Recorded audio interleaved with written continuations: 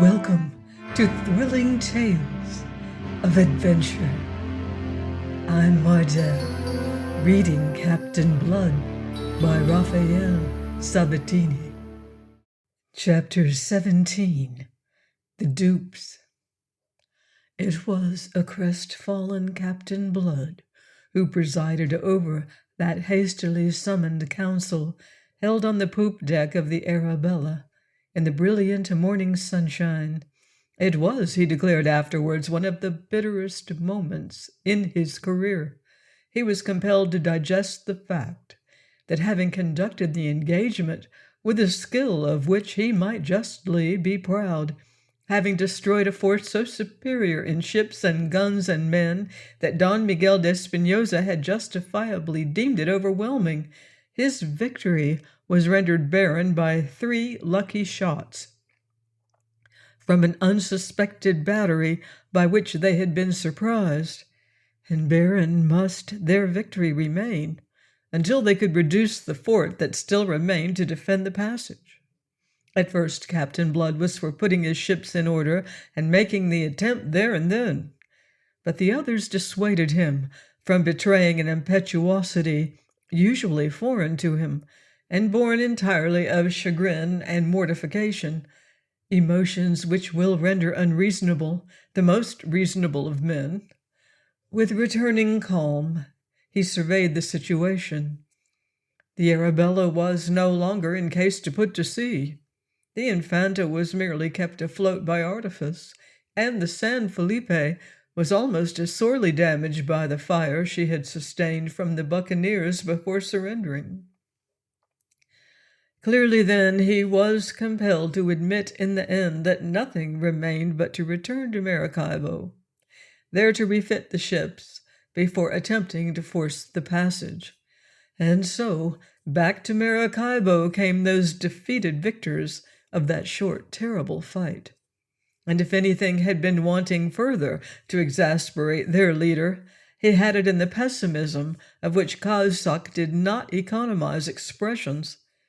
Transported at first to heights of dizzy satisfaction by the swift and easy victory of their inferior force that morning, the Frenchman was now plunged back and more deeply than ever into the abyss of hopelessness, and his mood infected at least the main body of his own followers.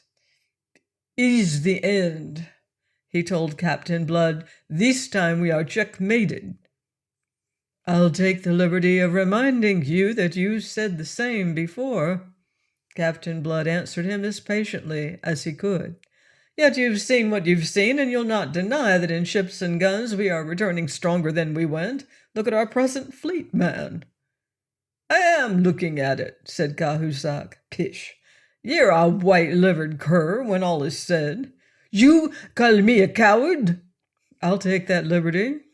The Breton glared at him, breathing hard, but he had no mind to ask satisfaction for the insult. He knew too well the kind of satisfaction that Captain Blood was likely to afford him. He remembered the fate of Levasseur, so he confined himself to words. "It is too much. You go too far," he complained bitterly. "Look you, Cahusac, it's sick and tired I am of your perpetual whining and complaining when things are not as smooth as a convent dining table. If you wanted things smooth and easy, you shouldn't have taken to the sea, and you should never have sailed with me, for with me things are never smooth and easy, and that, I think, is all I have to say to you this morning." Cahusac flung away cursing and went to take the feeling of his men. Captain Blood went off to give his surgeon's skill to the wounded, among whom he remained engaged until late afternoon. Then at last he went ashore, his mind made up, and returned to the house of the governor to indite a truculent but very scholarly letter in purest Castilian to Don Miguel. "I have shown your Excellency this morning of what I am capable," he wrote. "Although outnumbered by more than 2 to 1 in men, in ships, and in guns, I have sunk or captured the vessels of the great fleet with which you were to come to Maracaibo to destroy us, so that you are no longer in case to carry out your boast. even when your reinforcements on the Santo Nino reach you from La Guaira. From what has occurred, you may judge of what must occur. I should not trouble your Excellency with this letter, but that I am a humane man, abhorring bloodshed. Therefore, before proceeding to deal with your fort, which you may deem invincible, as I have dealt already with your fleet, which you deemed invincible, I make you, purely out of humanitarian considerations, this last offer of terms. I will spare the city of Maracaibo, and forthwith evacuate it, leaving behind me the 40 prisoners I have taken, in consideration of your paying me the sum of 50,000 pieces of eight and 100 head of cattle as a ransom, thereafter granting me unmolested passage of the bar. My prisoners, most of whom are persons of consideration, I will retain as hostages until after my departure, sending them back in the canoes which we shall take with us for that purpose. If your Excellency should be so ill-advised as to refuse these terms, and thereby impose upon me the necessity of reducing your fort at the cost of some lives, I warn you that you may expect no quarter from us, and that I shall begin by leaving a heap of ashes where this pleasant city of Maracaibo now stands. The letter written, he bade them bring from among the prisoners the deputy governor of Maracaibo, who had been taken at Gibraltar. Disclosing its contents to him, he dispatched him with it to Don Miguel. His choice of a messenger was shrewd. The deputy governor was of all men the most anxious for the deliverance of his city, the one man who on his own account would plead most fervently for its preservation at all costs from the fate with which Captain Blood was threatening it. And as he reckoned, so it befell. The deputy governor added his own passionate pleading to the proposals of the letter. But Don Miguel was of stouter heart.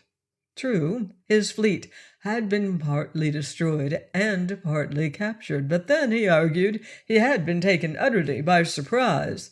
That should not happen again. There should be no surprising the fort. Let Captain Blood do his worst at Maracaibo. There should be a bitter reckoning for him when eventually he decided, as sooner or later decide he must, to come forth. The deputy governor was flung into a panic. He lost his temper and said some hard things to the admiral. But they were not as hard as the thing the admiral said to him in answer.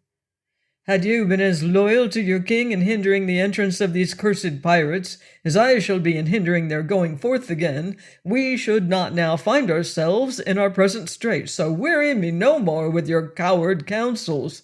I make no terms with Captain Blood. I know my duty to my king, and I intend to perform it. I also know my duty to myself. I have a private score with this rascal, and I intend to settle it. Take you that message back. So back to Maracaibo, back to his own handsome house, in which Captain Blood had established his headquarters, came the deputy governor with the admiral's answer. And because he had been shamed into a show of spirit by the admiral's own stout courage in adversity, he delivered it as truculently as the admiral could have desired. "And is it like that?" said Captain Blood with a quiet smile, though the heart of him sank at this failure of his bluster.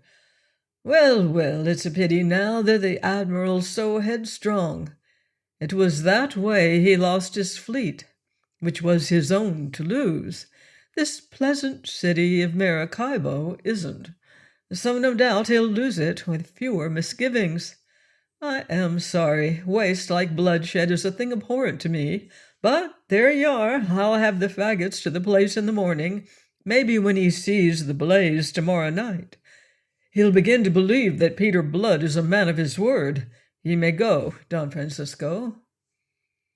The deputy governor went out with dragging feet, followed by guards, his momentary truculence utterly spent. But no sooner had he departed than up leapt Cahusac, who had been of the council assembled to receive the admiral's answer. His face was white and his hands shook as he held them out in protest.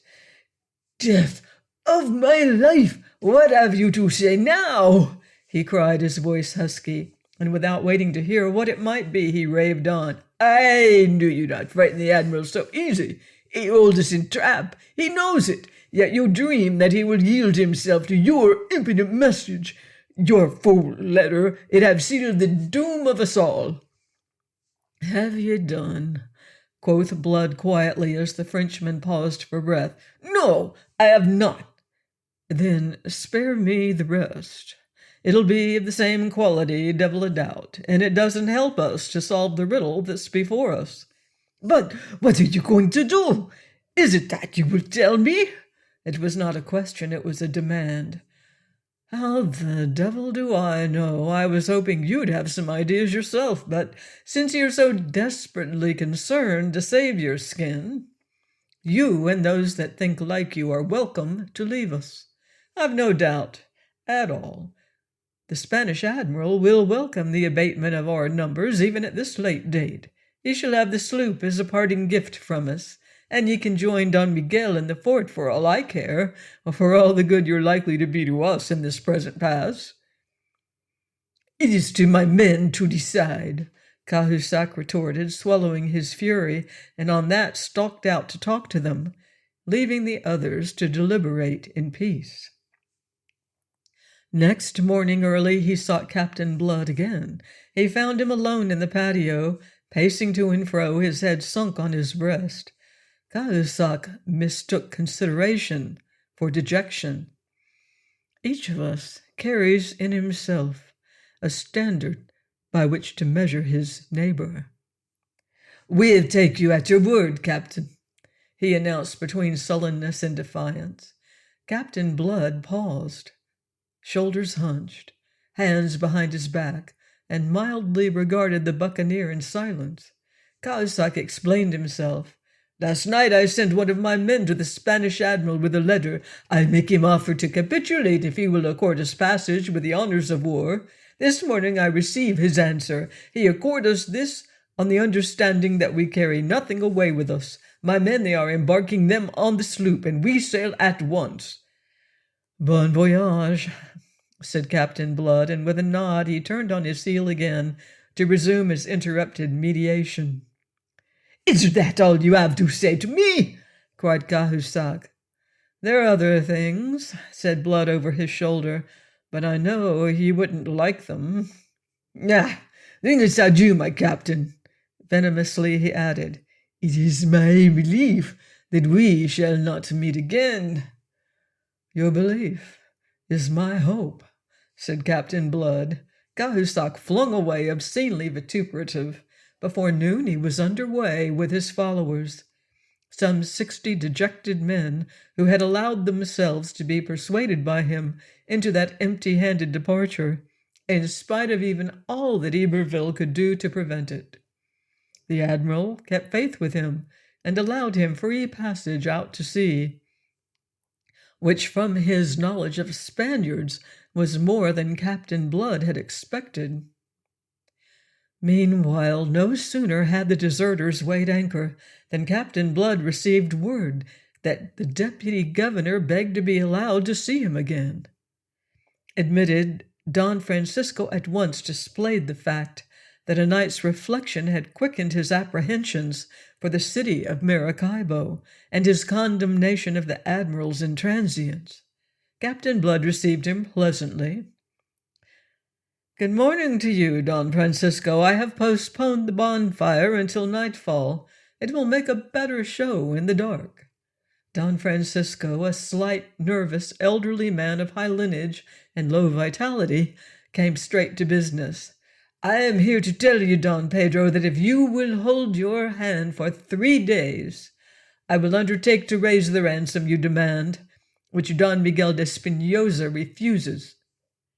Captain Blood confronted him, a frown contracting the dark brows above his light eyes. "And where will you be raising it?" quoth he, faintly betraying his surprise. Don Francisco shook his head. "That must remain my affair," he answered. "I know where it is to be found, and my compatriots must contribute. Give me leave for 3 days on parole, and I will see you fully satisfied. Meanwhile, my son remains in your hands as a hostage for my return." And upon that he fell to pleading. But in this he was crisply interrupted. "By the saints, you're a bold man, Don Francisco, to come to me with such a tale, to tell me that ye know where the ransom's to be raised, and yet to refuse to say. Do you think now that with a match between your fingers you'd grow more communicative?" If Don Francisco grew a shade paler, yet again he shook his head. "That was the way of Morgan and Lonier and other pirates, but it is not the way of Captain Blood. If I had doubted that, I should not have disclosed so much." The captain laughed. "You old rogue," said he, "you play upon my vanity, do you?" "Upon your honor, Captain." "The honor of a pirate? You're surely crazed." "The honor of Captain Blood," Don Francisco insisted. "You have the repute of making war like a gentleman." Captain Blood laughed again on a bitter, sneering note that made Don Francisco fear the worst. He was not to guess that it was himself the captain mocked.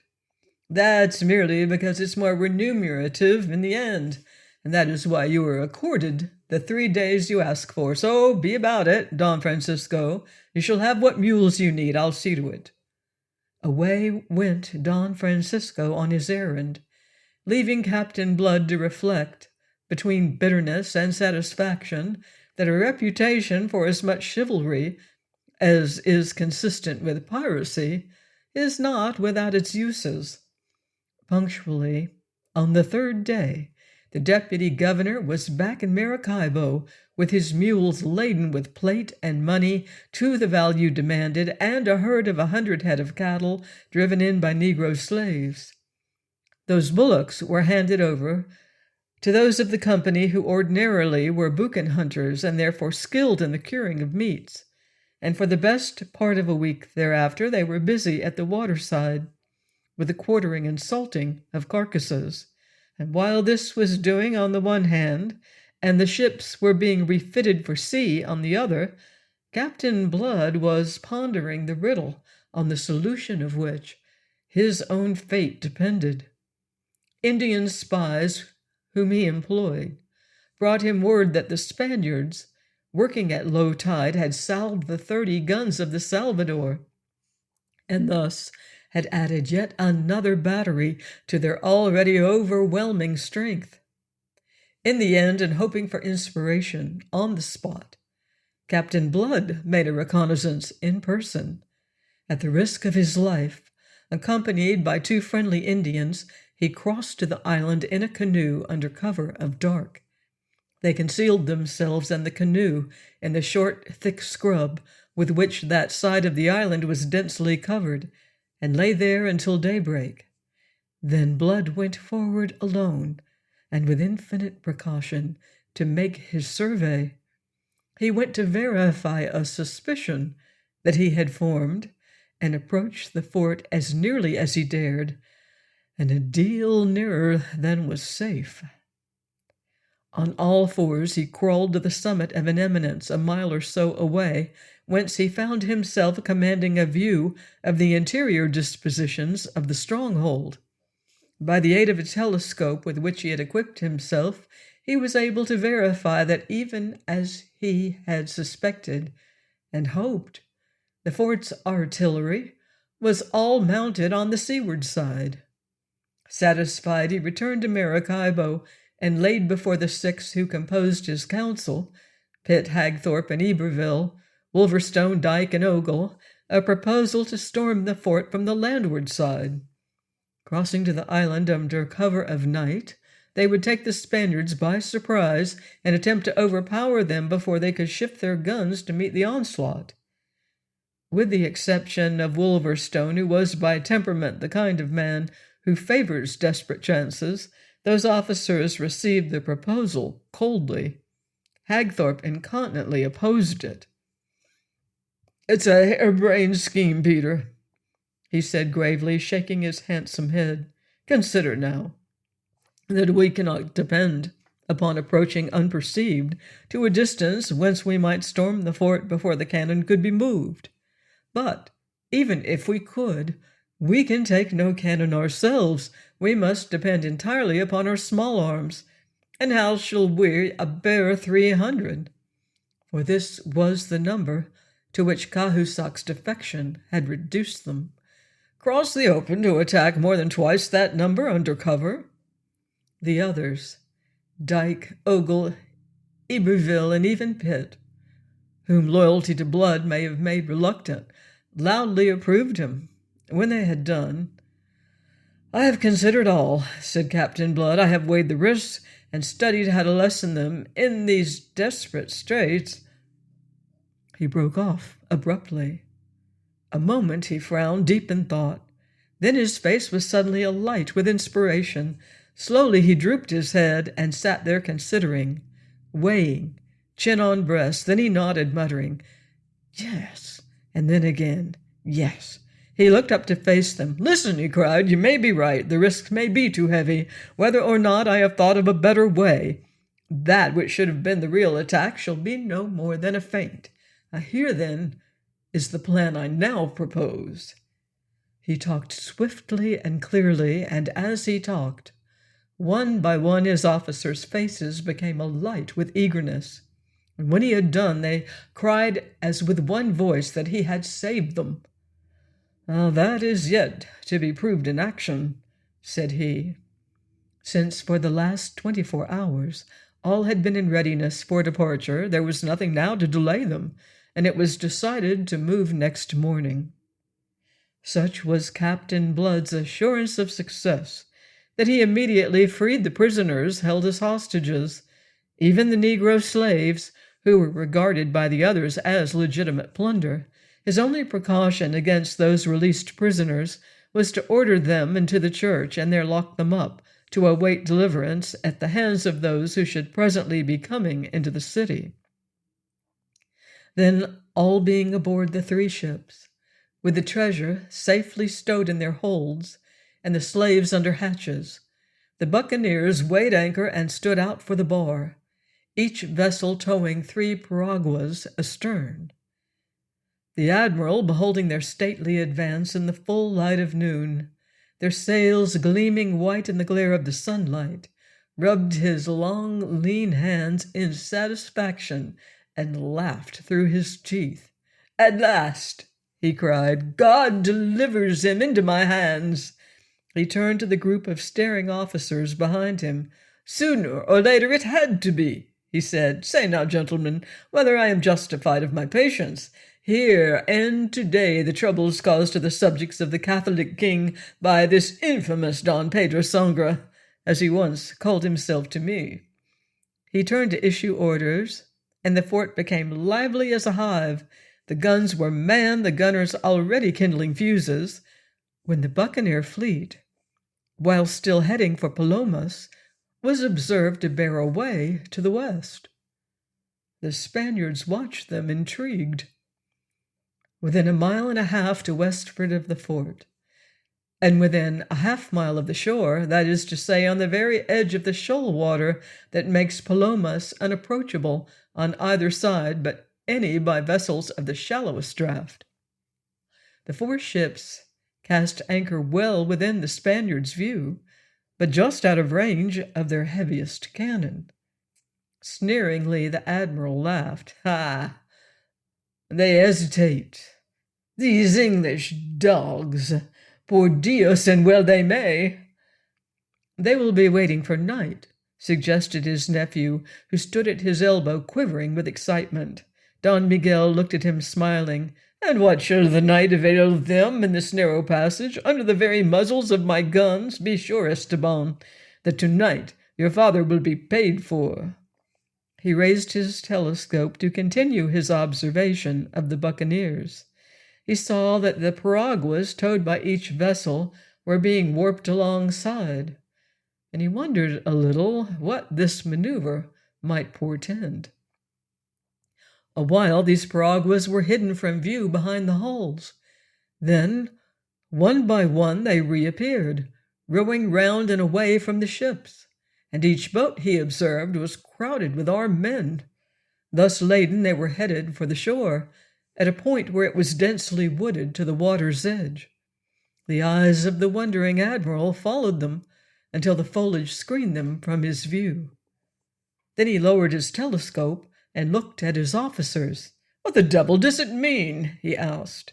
None answered him, all being as puzzled as he was himself. After a little while, Esteban, who kept his eyes on the water, plucked at his uncle's sleeve.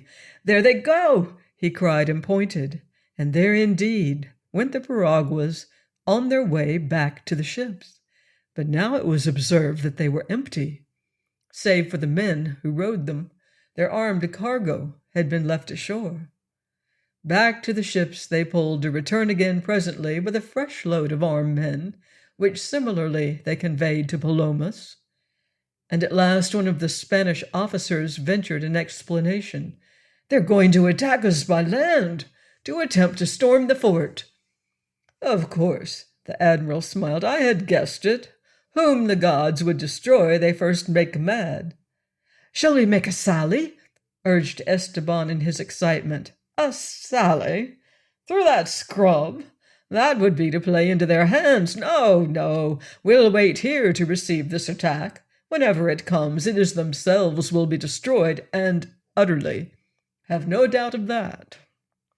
But by evening, the admiral's equanimity was not quite so perfect. By then the piraguas had made a half-dozen journeys with their loads of men, and they had landed also, as Don Miguel had clearly observed through his telescope, at least a dozen guns. His countenance no longer smiled. It was a little wrathful, and a little troubled now, as he turned again to his officers. "Who was the fool who told me they number about 300 men in all? They have put at least twice that number ashore already." Amazed as he was, his amazement would have been deeper had he been told the truth. That there was not a single buccaneer or a single gun ashore on Palomas. The deception had been complete. Don Miguel could not guess that the men he had beheld in those piraguas were always the same, that on the journeys to the shore they sat and stood upright in full view, and that on the journeys back to the ships they lay invisible at the bottom of the boats, which were thus made to appear empty. The growing fears of the Spanish soldiery at the prospect of a night attack from the landward side by the entire buccaneer force, and a force twice as strong as they had suspected, the pestilent blood to command, began to be communicated to the admiral. In the last hours of fading daylight, the Spaniards did precisely what Captain Blood so confidently counted that they would do, precisely what they must do to meet the attack, preparations for which had been so thoroughly simulated. They set themselves to labor like the damned at those ponderous guns in place to command the narrow passage out to sea. Groaning and sweating, urged on by the curses and even the whips of their officers, they toiled in a frenzy of panic-stricken haste to shift the greater number and more powerful of their guns across to the landward side, there to emplace them anew, so that they might be ready to receive the attack, which at any moment now might burst upon them from the woods not half a mile away. Thus, when night fell, although in mortal anxiety of the onslaught of those wild devils, whose reckless courage was a byword on the seas of the main, at least the Spaniards were tolerably prepared for it. Waiting, they stood to their guns. And whilst they waited thus, under cover of the darkness, and as the tide began to ebb, Captain Blood's fleet weighed anchor quietly, and as once before, with no more canvas spread than that which their sprits could carry, so as to give them steering way, and even these having been painted black. The four vessels, without a light showing, groped their way by soundings to the channel which led to that narrow passage out to sea. The Elizabeth and the Infanta, leading side by side, were almost abreast of the fort before their shadowy bulks and the soft gurgle of water at their prows were detected by the Spaniards, whose attention until that moment had been all on the other side, and now there arose on the night air such a sound of human baffled fury as may have resounded about Babel at the confusion of tongues. To heighten that confusion and to scatter disorder among the Spanish soldiery, the Elizabeth emptied her larboard guns into the fort as she was swept past on the swift ebb. At once realizing, though not yet how, that he had been duped, and that his prey was in the very act of escaping after all, the admiral frantically ordered the guns that had been so laboriously moved to be dragged back to their former emplacements, and commanded his gunners meanwhile to the slender batteries that of all his powerful but now unavailable armament still remained trained upon the channel. With these, after the loss of some precious moments, the fort at last made fire. It was answered by a terrific broadside from the Arabella, which had now drawn abreast and was crowding canvas to her yards. The enraged and gibbering Spaniards had a brief vision of her as the line of flame spurted from her red flank, and the thunder of her broadside drowned the noise of the creaking halyards. After that they saw her no more. Assimilated by the friendly darkness, which the lesser Spanish guns were speculatively stabbing, the escaping ships fired never another shot that might assist their baffled and bewildered enemies to locate them. Some slight damage was sustained by Blood's fleet, but by the time the Spaniards had resolved their confusion into some order of dangerous offense, that fleet, well served by a southerly breeze, was through the Narrows and standing out to sea. Thus was Don Miguel de Espinosa left to chew the bitter cud of a lost opportunity, and to consider in what terms he would acquaint the Supreme Council of the Catholic King that Peter Blood had got away from Maracaibo, taking with him 2 20-gun frigates that were lately the property of Spain, to say nothing of 250,000 pieces of eight and other plunder. And all this in spite of Don Miguel's 4 galleons and his heavily armed fort, that at one time had held the pirates so securely trapped. Heavy indeed grew the account of Peter Blood, which Don Miguel swore passionately to heaven should at all cost to himself be paid in full. Nor were the losses already detailed the full total of those suffered on this occasion by the King of Spain, for on the following evening, off the coast of Aruba, at the mouth of the Gulf of Venezuela, Captain Blood's fleet came upon the belated Santo Niño, speeding under full sail to reinforce Don Miguel at Maracaibo. At first, the Spaniard had conceived that she was meeting the victorious fleet of Don Miguel, returning from the destruction of the pirates. When at comparatively close quarters, the pennon of St. George soared to the Arabella's masthead to disillusion her, the Santo Niño chose the better part of valor and struck her flag. Captain Blood ordered her crew to take to the boats and land themselves at Aruba or wherever else they pleased. So considerate was he that to assist them he presented them with several of the piraguas which he still had in tow. "You will find," he said to her captain, "that Don Miguel is in an extremely bad temper. Commend me to him, and say that I venture to remind him that he must blame himself for all the ills that have befallen him. The evil is recoiled upon him which he loosed when he sent his brother unofficially to make a raid upon the island of Barbados. Bid him think twice before he lets his devils loose upon an English settlement again."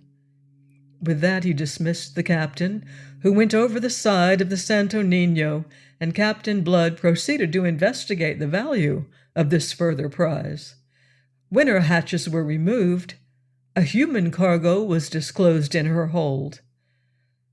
"Slaves," said Wolverstone, and persisted in that belief, cursing Spanish devilry until, Cahusac crawled up out of the dark bowels of the ship and stood blinking in the sunlight. There was more than sunlight to make the Breton pirate blink, and those that crawled out after him, the remnants of his crew, cursed him horribly for the pusillanimity which had brought them into the ignominy of owing their deliverance to those whom they had deserted as lost beyond hope. Their sloop had encountered and had been sunk 3 days ago by the Santo Nino, and Cahusac had narrowly escaped hanging, merely that for some time he might be a mock among the brethren of the coast. And for many a month thereafter he was to hear in Tortuga the jeering taunt, "Where do you spend the gold that you brought back from Maracaibo?"